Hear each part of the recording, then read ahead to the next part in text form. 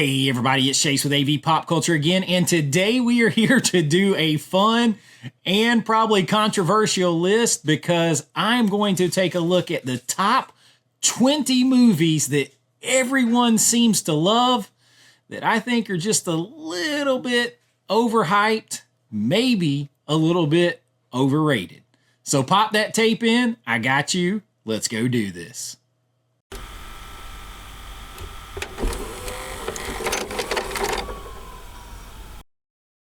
All right, so here we go. It is a bit controversial, I am sure. I just want to go ahead and preface this all before you get mad and come after me and all that kind of stuff.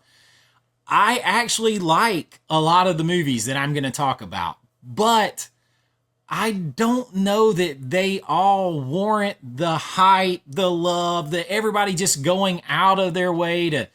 It's like a commonly agreed upon thing that these are movies that are untouchable. You can't criticize them.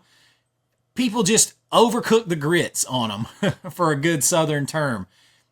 I just think that there's a hype train that is agreed upon on these movies that maybe, just maybe, they don't deserve. And I say that as somebody who has most all of these movies that we're going to talk about. Now, I did a series. I started a series back early in my channel on this very subject where I broke down one of these movies each video. And I started out with Suspiria and Donnie Darko because I think Donnie Darko is chief among this list. Check out those videos. I'll try to link them in the description or in the comments. I deep dive into both of these films. I just feel like people decided Suspiria was great. I point out all the things that are wrong with it, including the script being written for 12-year-olds and then not changed when it wasn't 12-year-olds, but grown women that played the roles. Donnie Darko, my buddy Jason over at Pop Culture Mass, he just did a list like this where he just kind of talked about these movies. He also went into Donnie Darko. He feels the exact same way. So I know that I'm not alone. You got to check out his video. I'll link it too. So these aren't on the list because I've went into them very deep. So if you want more in-depth as to why, you can check out that list. We're not going to spend tons of time on each one of these. I'm trying out a little bit new camera setup today. So a little bit of fun. I don't know how this is going to work out, but we're going to do it together. And starting off on this list is one that I'm going to catch grief on. Now, these are kind of ranked to the worst offenders, in my opinion. And I like a lot of these movies, and including the one that comes in at number 20 on this list, Captain America: Winter Soldier. Now, before you have a heart attack, I like the movie. But I don't think that... So a lot of people lift this up. They say it's like one of the best movies in Marvel Cinematic Universe, that maybe it's the best. It's the best of the Captain America movies. For me, it's third. Like, I think Civil War is better. I think that the first Captain America, First Avengers, the origin story, I think it's better. As a matter of fact, I can't really figure out what it is about this one that people just agreed they loved so damn much, other than the Winter Soldier himself. I can't really... I don't see it. I don't see it. The Civil War has a lot more going on. It has a lot more characters. It has a lot more stuff that sets up things down the road. Iconic matchups of characters. And then the first one's the origin story. It feels like an Indiana Jones movie to me. Good movie. One that I really enjoy. I'm trying to track down the 4K Best Buy Steelbook of it right now. But I just think it's overhyped in the Marvel Cinematic Universe. And I'm probably going to do my list rankings of all those movies here soon. But this one comes in at number 20. All right, coming in at number 19 is The Menu. Yes, I like this movie. But man, I heard about this movie. Oh, you got to see The Menu. It's groundbreaking. It's life altering and all this kind of stuff. it was boring to me in a lot of the ways. It was boring, and I like where it went. I like where it ended up. It's extremely bleak in a lot of ways. It's not really a horror movie as much as it feels like a snuff film by someone who's angry that you don't appreciate art the right way, and because he considers food art. You could say all these people have their comeuppance, but there were people there that didn't deserve to be there. There's a lot of plot problems with this movie for me, and it just doesn't really go there for me. I mean, but I do like it. That's why it's further down here, because it's a little bit different. But overall, I just think it's one that maybe it's not the movie's fault, but man, was it overhyped with me going into it. So The Menu comes in at number 19 on this list.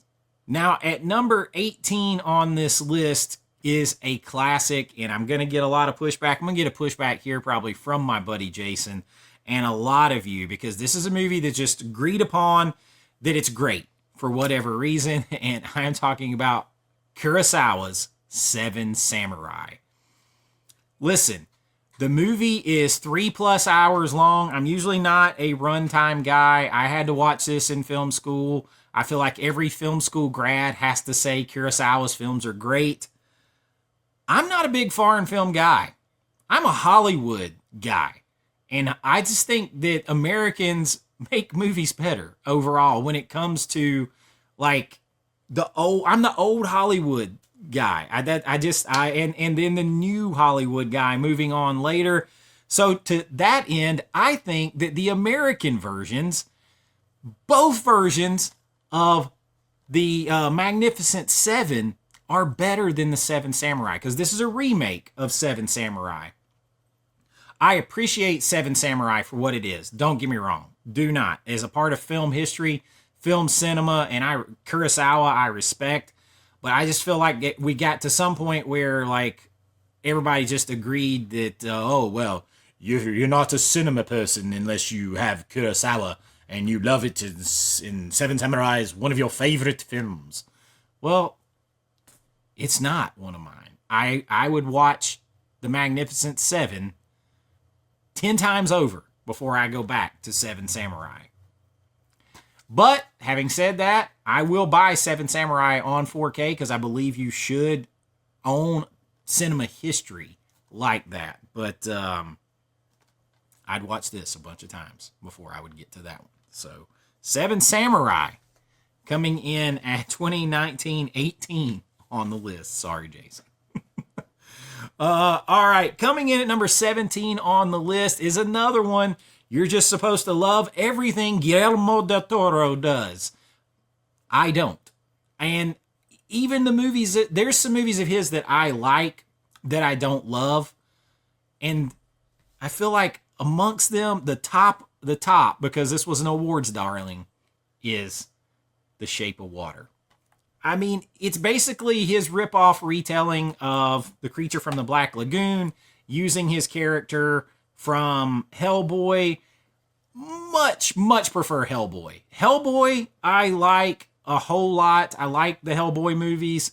I like, maybe my favorite of his, believe it or not, is like Blade 2 and Pacific Rim.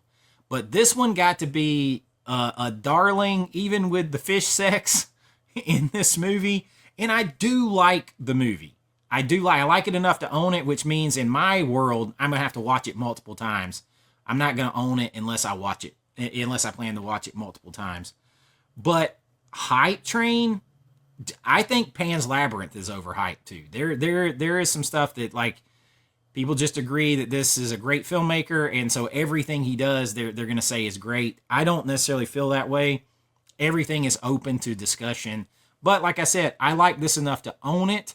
But man, the hype on this thing. So The Shape of Water comes in on this list. Oh boy. Get ready. Now I'm about to break my boy Daniel at the Cobwebs channel. I'm about to just break his heart. And it's because Nosferatu by Robert Eggers. His version is next up on the list. I had such high hopes for this thing, and there are parts of it that I really, really like, but there are parts of it that I feel like Eggers likes to smell his own farts, man. He has some Ridley Scott in him in that way. He kind of falls in love with some stuff too much. And I like the fact that he's a history fan because I taught history. But sometimes we get too bogged down into it. And I feel like sometimes he maybe goes dark on some things just for dark's sake. So I don't know. I didn't love it. The pacing's bad. I don't like the scene with killing the kids and the family. I don't think was needed. There's just a lot of it I just didn't dig overall. Nosferatu. And I felt like it could have been even more. I do like the atmosphere that he creates in his films a lot of times, but sometimes I feel like we trade that a little bit for like it's you get lost in style. And nothing wrong with having style, but move the plot forward and all that kind of stuff. I don't know. It just didn't get all the way there for me, but I liked it. Liked it enough to own it, but I was gifted it on this Blu-ray, and I don't like it enough to upgrade to 4K. So it's fine on the Blu-ray for me, and I don't say that much. So Nosferatu, Robert Eggers, coming in on this list. I'm an equal opportunity pisser offer with this list, I think, and I'm just having fun, you guys. Next up on the list, here we go. Put up your dukes and fight your way through the whole bloody affair because Kill Bill is on this list. And I should have had them both out here because it's really both of them together. I liked this movie a whole lot more when it was called Thriller: A Cruel Picture because it's totally lifted from that and 100 other, kind of old school kung fu chopsaki movies. But this is 100%, man. This is Thriller: A Cruel Picture. Man, go watch that movie right down to the eye patch you have here. And then there's parts of this that are definitely inspired by like Captain Kronos Vampire Hunter and stuff like that. And while I like the movie, I like the first one way better than the second one. I just feel like overall, this thing gets hyped up to levels that it shouldn't because it's cartoonish to me. Like at the end where she's fighting and then the guys just keep coming in and one chick with a sword and she's killing them all. It's like watching a cartoon. It is like watching a cartoon. And while I do enjoy the movie and I am a massive Quentin Tarantino fan, this one's just one for me that is overhyped. I would throw both parts in here.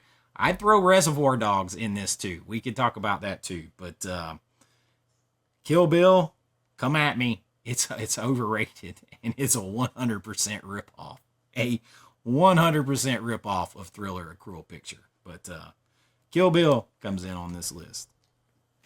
Now, next up on this list is part 2 in Ty West's trilogy.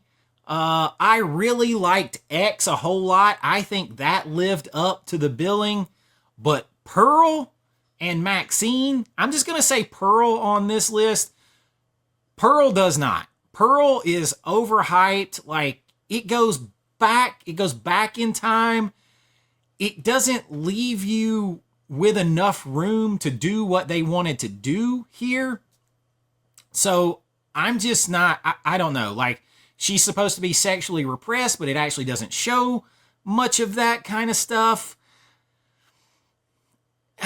I don't know. It just doesn't do it for me. I mean, it's got some cool visuals in it, but everybody just raved and raved and raved. And I'm like, y'all, when you go back and watch this trilogy, he straight up hit a home run and peaked with X. And they just went steady downhill after that, in my opinion. So after X, I feel like the whole series, the whole trilogy is overhyped. Pearl and Maxine. But, I mean, I like a little bit of the 80s flair of Maxine. I like period pieces, too. I just don't know. Maybe it's because it was so overhyped and everybody was so going in after X, but I think X is awesome. Pearl is just, it is not there for me. So for that reason, Pearl has to come in on this list. Where are we at? 20, 19, 18, 17, 16, 15, 14 on the list. The next one on the list is one that you're going to get mad about too. I just did a review. This movie is still in the theaters.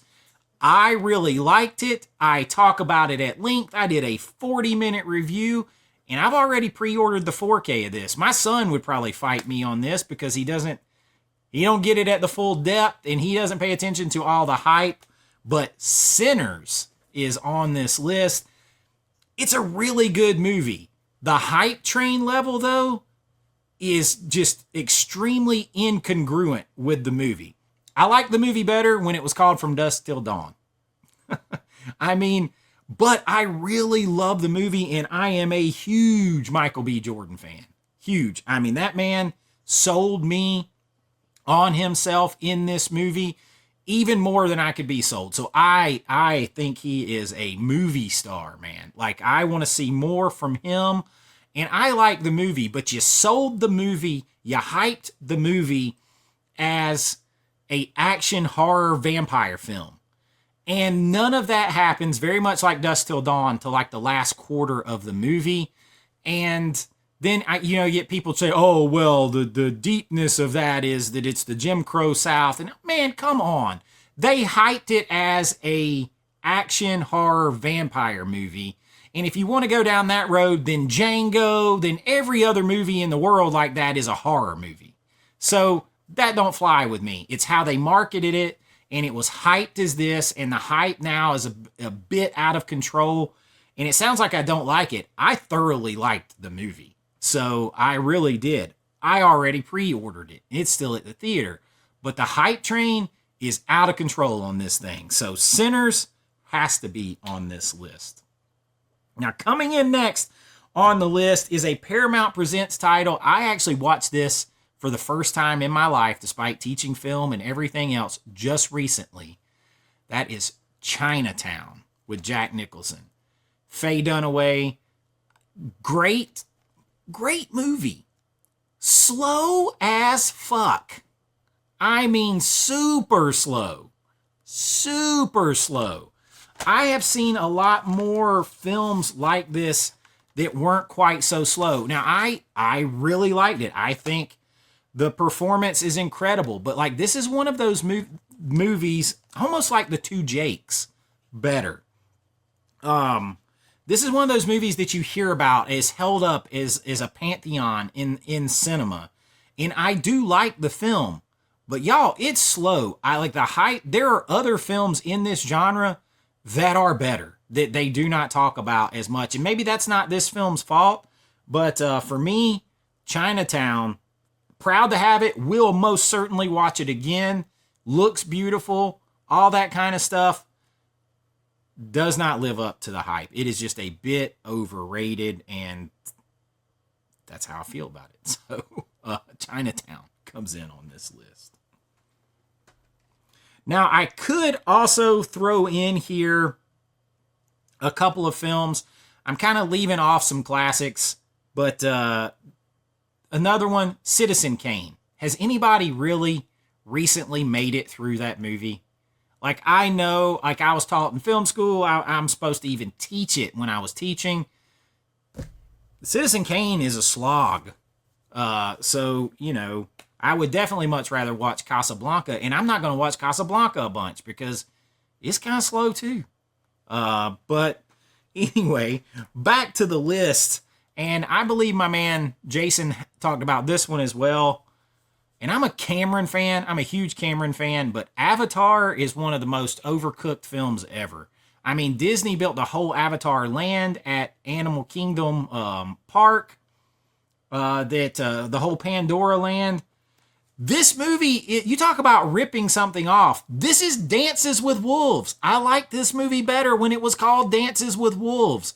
It is, go watch Dances with Wolves, then watch this.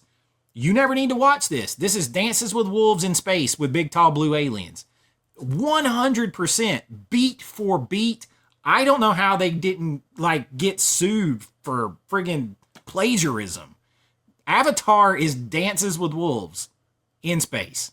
That's it. 100%. That's it.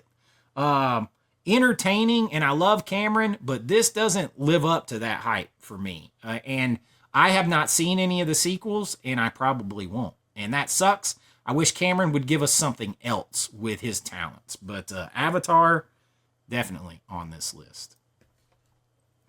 Next up on the list is another one that we're just supposed to, especially as horror fans, we're supposed to tell you how great this movie is. And I am talking about Don't Look Now. Now, I have the Criterion 4K. I think it's a good movie. I think the performances in here, particularly by Donald Sutherland, you got Julie Christie in here.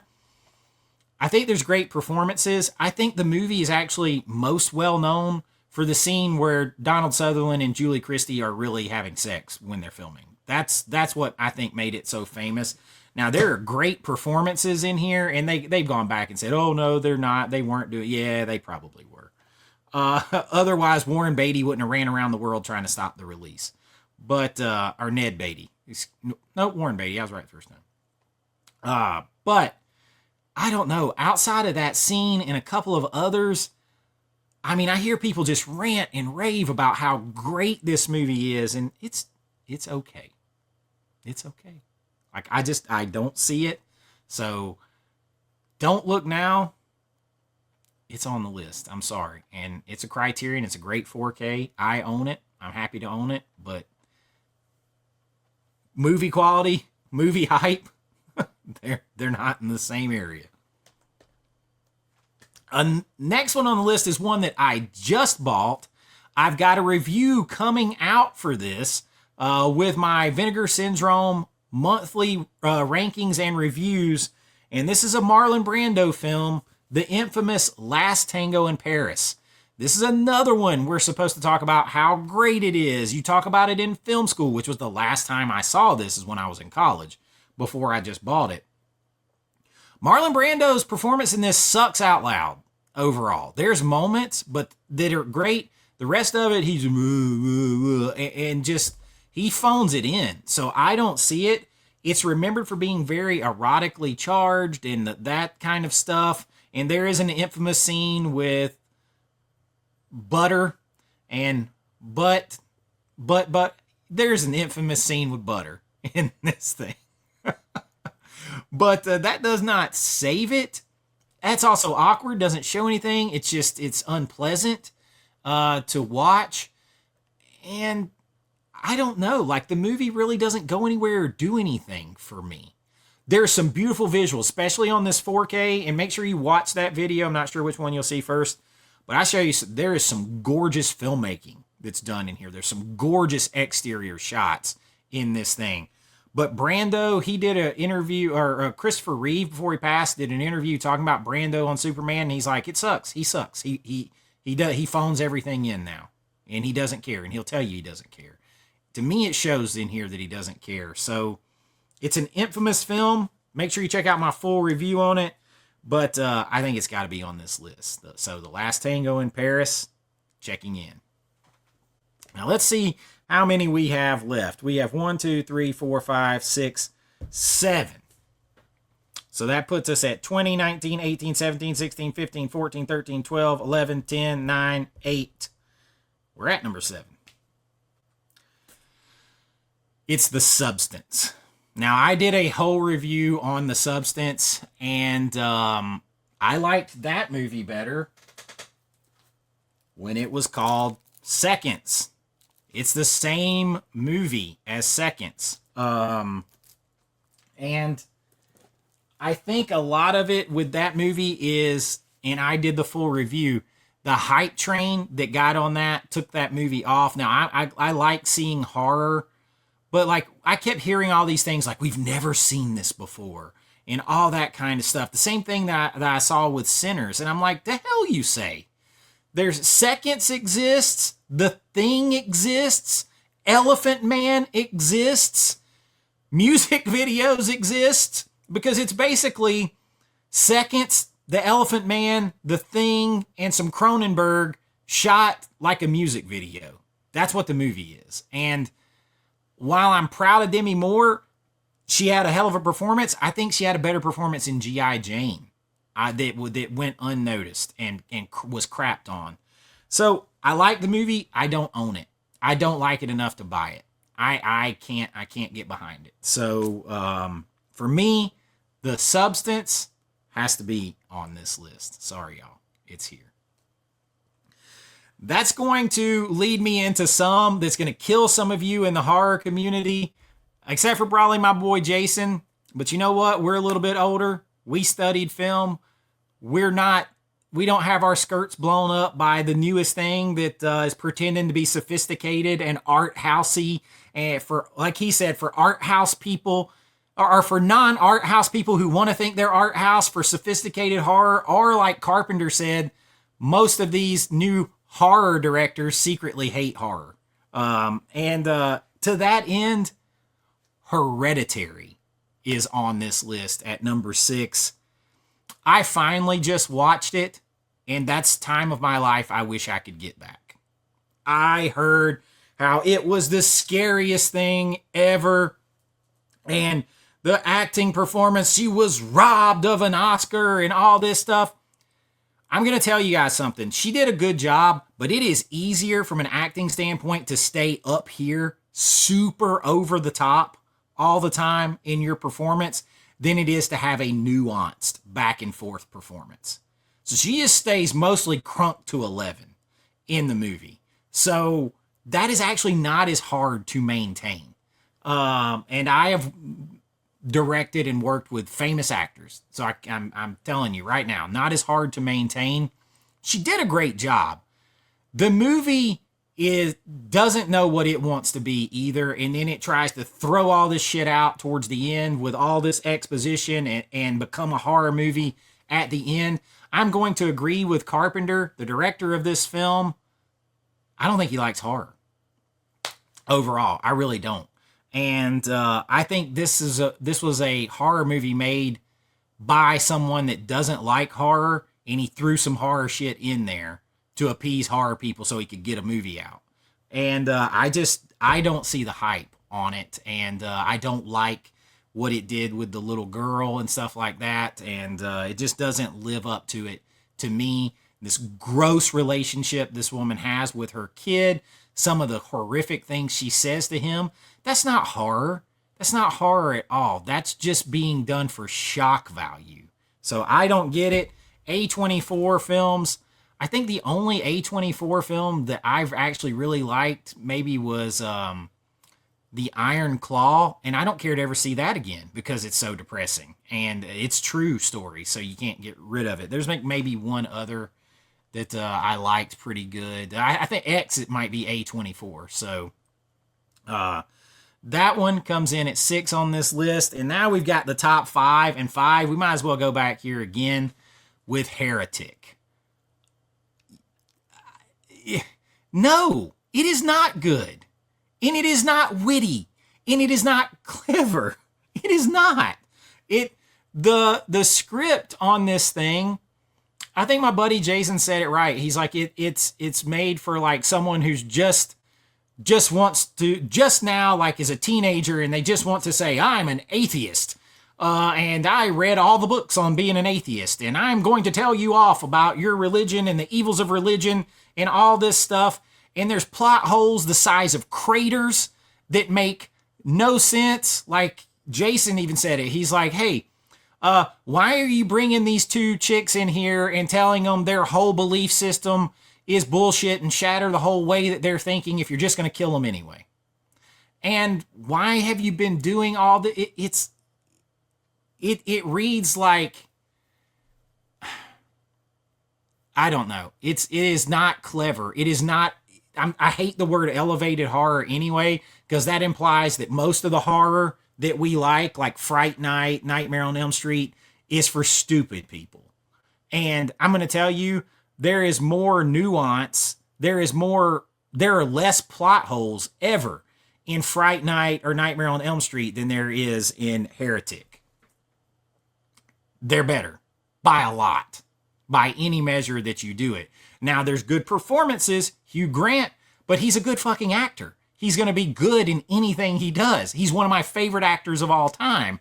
And I love him. So he's going to be good in anything. He would be better if he had a better script.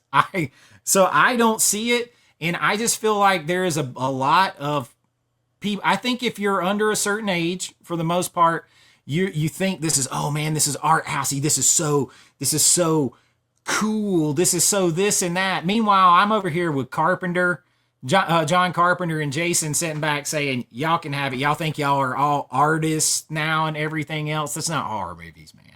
And that's how I feel about a lot of the A24 stuff. So Heretic has to come in on this list. Next up on this list is one that kind of fits in that vein too. Super overhyped. It's a complete and utter ripoff. I am talking about Us. Isn't that the name of it? The Jordan Peele movie. I might as well call it like Mirror Image, because it is literally the Twilight Zone episode Mirror Image. That's it. Go watch Mirror Image. You'll save yourself half the time. You'll get a better product than that movie. I don't have a lot to say about it. It's complete. It's not just derivative. It's the same thing. It's literally the same thing. So just spun around and told from a different point of view to kind of make other people villains in it. So Us, man, I saw that and I'm like, I'm a huge Rod Serling, huge Twilight Zone fan. I'm like, this is a complete ripoff.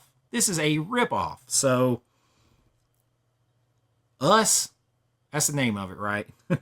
Comes in on this list at number 4. Now we're in the top 3 worst offenders, and I'm going to tell you, again, I think some of the, not the one I'm about to talk about, but the top 2, maybe the top 1 on the list is a good movie, but just super overhyped, and there's a lot of things I don't care for about it. But coming in at number 3 is Joker with Joaquin Phoenix. I didn't bother to see the second one. You couldn't have paid me to see the second one because the first one is a steaming pile. You know that meme, the thing where the GIF where you have Jeff Goldblum and he's walking up to the Triceratops pile of shit. That's the Joker. Because it's not the Joker, has nothing to do with the Joker.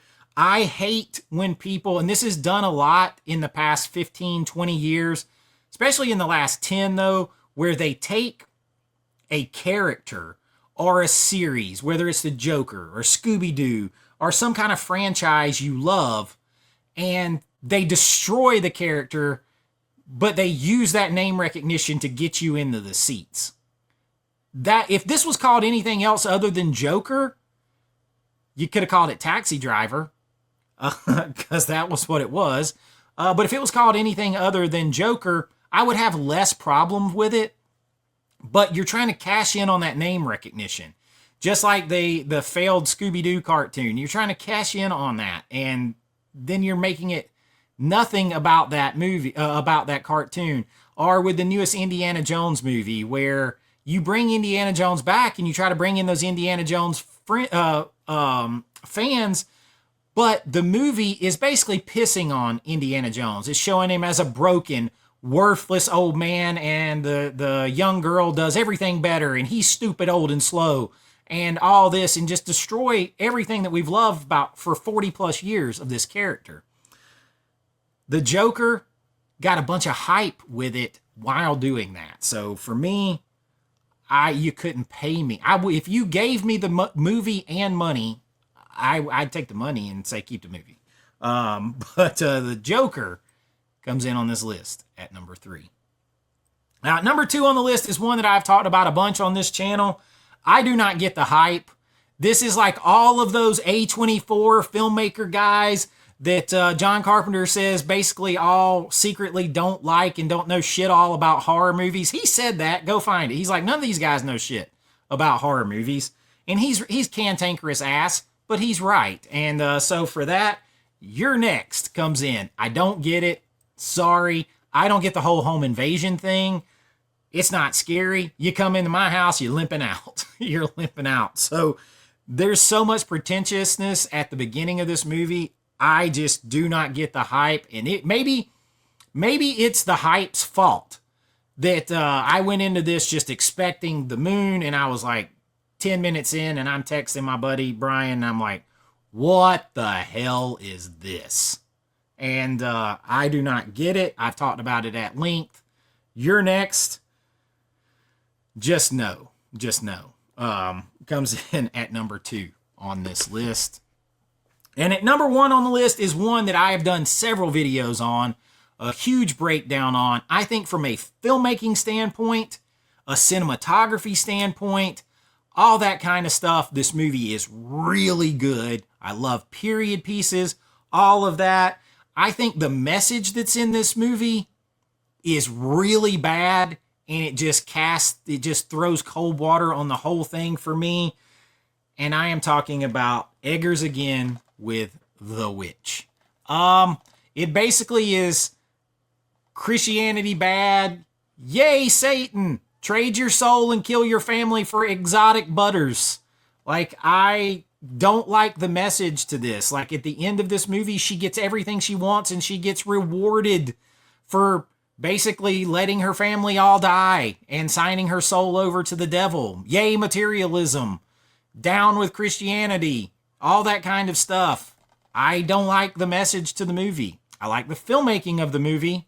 I like how it looks. I recognize that from those standpoints, it's a good film. And if you've got that commentary that you wanted to tell, it's a good film. There's a reason why the Satanic Church has adopted this as like their go-to film. Go look that up.